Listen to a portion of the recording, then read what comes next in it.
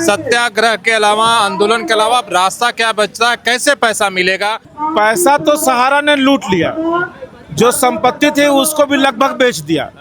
सरकार की तो बहुत छोड़ दीजिए, सुप्रीम कोर्ट लाचार हो चुका है कि सहारा पीड़ितों को न्याय नहीं दे पा रहा है। हम कानूनी प्रक्रिया में भी जाकर देख लिए, सरकारों के पास भी जाकर के देख लिए। अब हमारे पास एक ही रास्ता है कि हम सड़क पर आ जाएं और सत्याग्रह करें, और सत्याग्रह से भी बातें नहीं माना जाता है तो हम लोग आमरण अनशन पर चले जाएं। और जब हम लोग लूटे पीटे लोग ही हैं तो जी करके भी क्या करेंगे। तो अगर मान लीजिए इस देश के नेता कोर्ट सब अगर मैनेज हो जाएगा तो सहारा निवेशकों के पास सत्याग्रह के अलावा, आंदोलन के अलावा अब रास्ता क्या बचता है, कैसे पैसा मिलेगा, लोग ये जानना चाह रहे हैं। पैसा तो सहारा ने लूट लिया, जो संपत्ति थी उसको भी लगभग बेच दिया। सरकारें मौन है, सुप्रीम कोर्ट मौन है। सुप्रीम कोर्ट इतना लाचार है सहारा के सामने, सरकार की तो बहुत छोड़ दीजिए, सुप्रीम कोर्ट लाचार हो चुका है कि सहारा पीड़ितों को न्याय नहीं दे पा रहा है। 2024 फरवरी से हम लोग पिटीशन लगा करके बैठे हुए हैं, हम लोगों का सुनवाई नहीं हो पा रहा है। सहारा से भी 2012 से केस पेंडिंग है, उसका फैसला नहीं हो पा रहा है।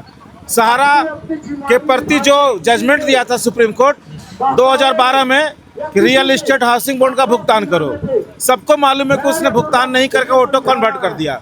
सुप्रीम कोर्ट को ही मालूम है ये बात, लेकिन सुप्रीम कोर्ट कोई कार्रवाई नहीं कर पा रही, वहाँ वो लाचार हो गया। स्पेशल बेंच जो बनाया गया, क्या लगता है उससे रास्ता निकलेगा? इस स्पेशल बेंच से बहुत ज़्यादा हम उम्मीद नहीं कर सकते, क्योंकि जो इस स्पेशल बेंच में एक जज, माननीय जज आए हुए हैं, वो 2012 से उसमें हैं, वो न्याय नहीं दिला पाए। और स्पेशल बेंच का स्थिति ये है कि 24 तारीख को सुनवाई हुआ है और आज तक सुप्रीम कोर्ट उसका ऑर्डर वेबसाइट पर लोड नहीं कर पा रहा है। ये क्या इशारा कर रहा है? फिर आगे आप लोग क्या करेंगे? क्या देश भर के सहारा निवेशक अब आंदोलन ही करेंगे और सड़कों पर उतरेंगे? क्या रास्ता? इसके अलावा कोई रास्ता भी नहीं है, क्योंकि हम कानूनी प्रक्रिया में भी जाकर देख लिए, सरकारों के पास भी जाकर के देख लिए।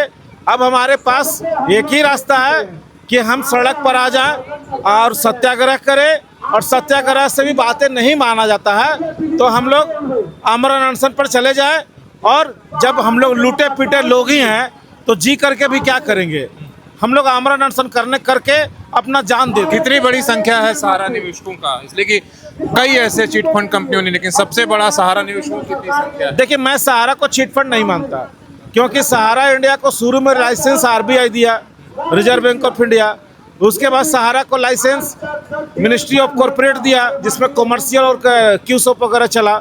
और उसके बाद सहारा को लाइसेंस मिनिस्ट्री ऑफ कॉर्पोरेशन ने दिया कोऑपरेटिव सोसाइटी के लिए। कितना बड़ी संख्या है जो आगे से जो सहारा ने खुद लिख के दिया है दिल्ली हाई कोर्ट में, वो है लगभग 10 करोड़ जो सोसाइटी के मेंबर हैं, और 3 करोड़ लोग ऐसे लोग हैं जिनका मिनिस्ट्री ऑफ कॉर्पोरेट के द्वारा सहारा क्यूसॉप और सहारा कॉमर्शियल में पैसा लगा हुआ है।